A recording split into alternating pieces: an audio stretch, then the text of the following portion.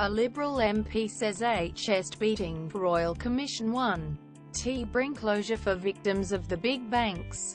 After concocting what Tony Abbott calls the poison of hyper-partisanship, the coalition is now appealing to Labour to find an antidote. It is pleading that party political roughhouse in Parliament is so 2010 and should not be repeated in 2016, in the cause of serving the national interest. It's a bit like a burglar whose own house has been broken into demanding police end the crime wave. The problem is the national interest came second to Tony Abbott when he was opposition leader. Only now he's an ex-PM, and hopeful future PM. Does he find fault in a strategy he previously boasted had put the coalition into power, having applied maximum and ruthless effort to disrupt the minority government of Labour's Gillard? He now is asking for a clean run for the coalition government of Malcolm Turnbull and its one-seat majority in the House of Representatives. Labour will not repeat the Abbott opposition strategy and will pull up short of not providing pairs, excluding one of its own MPs from votes to match an absent government MP for illness, childbirth and important official functions. Bill Shorten has said, "We are not going to behave like that. We will be an opposition that is interested in the national interest." Quote, Labour frontbencher Stephen Conroy told Sky News today. But it is warning that if Mr Turnbull insists he runs a majority government, it will be treated like a majority government. The premise of the approach is that with a majority of just one seat, even business as usual will be hard for the government to manage. There are MPs still angry over the Abbott approach, and Malcolm Turnbull is one of them. In August 2011, Mr Turnbull was prevented from attending the Sydney funeral of his close friend, the artist Margaret Olley, because Mr Abbott would not grant a pair to allow then Arts Minister, Labour's Simon Crean, to attend.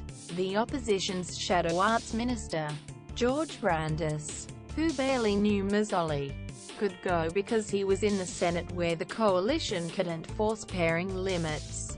Defence Industries Minister Christopher Pyne, who will manage government strategy in the House of Representatives, would remember the undignified scramble he, Mr Abbott and other Liberals performed to leave the chamber rather than vote alongside disgraced former Labour MP Craig Thompson.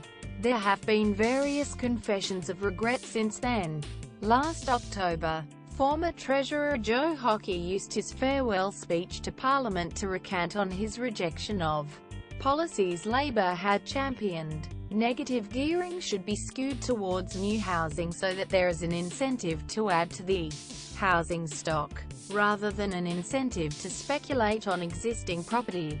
He said, "We should be wiser and more consistent on tax concessions to help pay for that.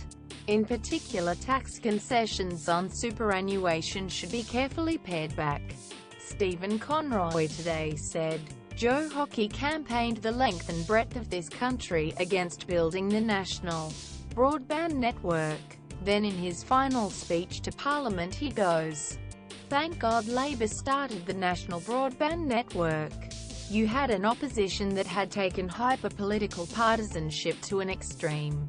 And now when they are in government they say, oh well, maybe we shouldn't have been quite so tough." But it is the Abbott U-turn that has been the most recent and most dramatic. Last Friday, he made the extraordinary admission his opposition should have backed the so-called Malaysian solution for settling asylum seekers, even though he still doubts it would have worked. He had thwarted it primarily to destabilize the Labour government, but now argues a mandate is paramount in his thinking. He said that letting it, the Malaysian solution, stand would have been an acknowledgement of the government of the day's mandate to do the best it could by its own lights to meet our nation's challenges. It would have been a step back from the hyper-partisanship that now poisons our national life. He said, "Quick, where's that antidote?" News. banks.AFTER.com. Our privacy policy includes important information about our collection, use and disclosure of your personal information, including to provide you with targeted content and advertising based on your online activities. It explains that if you do not provide us with information we have requested from you, we may not be able to provide you with the goods and services you require. It also explains how you can access or seek correction of your personal information, how you can complain about a breach of the Australian privacy principles and how we will deal with a complaint of that nature.